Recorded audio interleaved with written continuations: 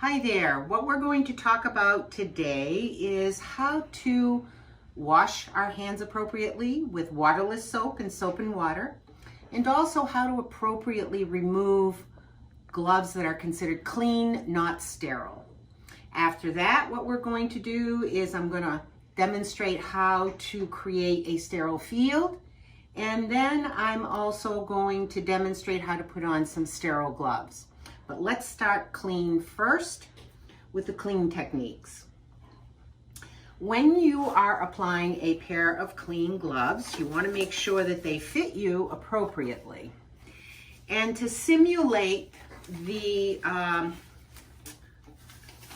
dirty effect, I'm going to put some material on my hands so that you can see and pretend that actually these are microbes. So now you can see that my hands are contaminated. So what I see everyone doing in acute care is taking that contaminated hand and going underneath here, which you don't want to do, because then you're going to contaminate yourself underneath the glove. So the proper way to take off clean gloves that are soiled is to grab it on the inside here like this, to kind of make a package. Then with your clean hand, remember clean touches clean, dirty touches dirty. You're going to roll this up and then it is placed in the trash.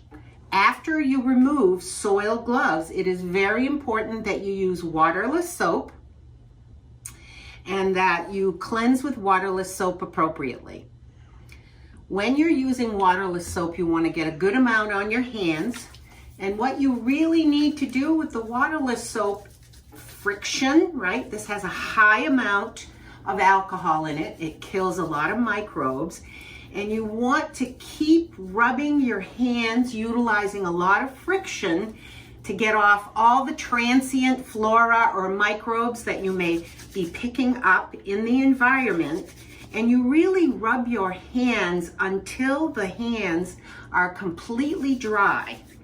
So it's a lot longer than what people are doing. And remember, the reason why we're using waterless soap now more than anything is because people weren't compliant with hand washing years ago before they went in a patient room and then when they left it. So this is quick, this is easy. And again, waterless soap can be used when your hands are not visibly soiled. If they're visibly soiled, then you must use soap and water, which I'm going to demonstrate next.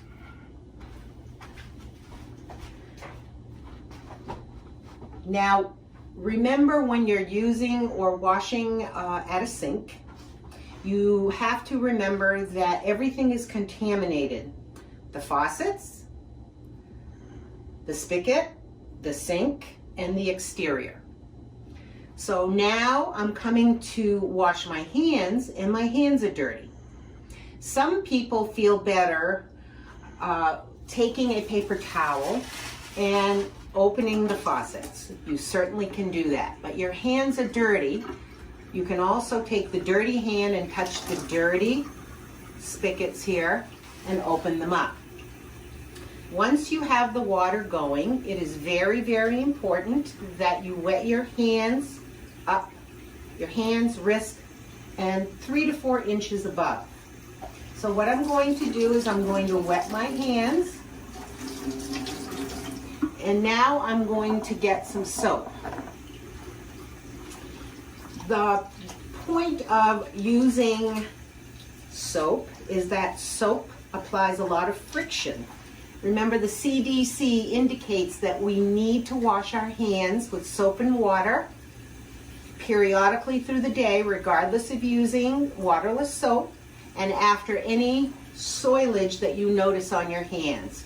I also have the students in clinical wash their hands in the morning before they start their day to get off all of that transient flora they brought in.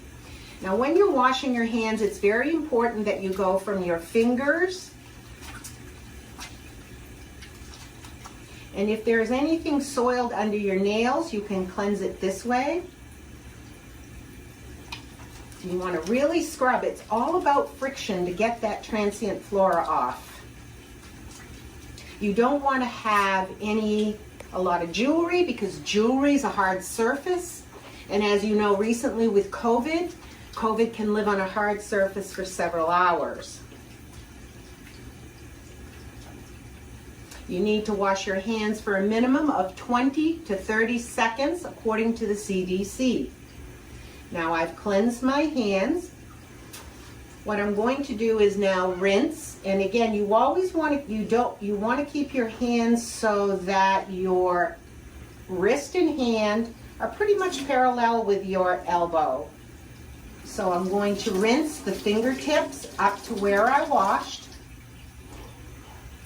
I'm going to rinse,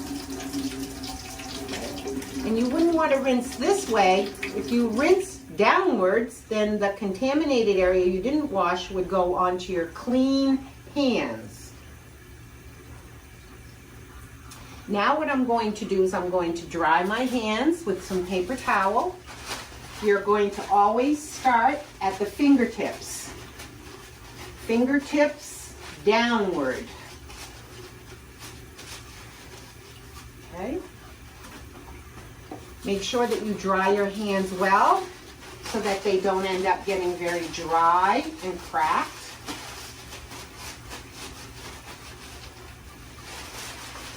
Now this is wet. So you don't want to turn off the dirty faucets with this wet surface because it's permeable now. So you're going to discard that. You're going to take a brand new paper towel. You're going to close the hot and cold water that was running, and you're not going to clean up anything in this contaminated area, because then that way you would get contaminated. Remember, artificial nails are not allowed in acute care. There's been many studies that have indicated that it contributes to, first of all, ventilator-associated pneumonia, but also you can't clean that surface appropriately. Also, nails need to be very short. And again, remember, not a lot of excess jewelry.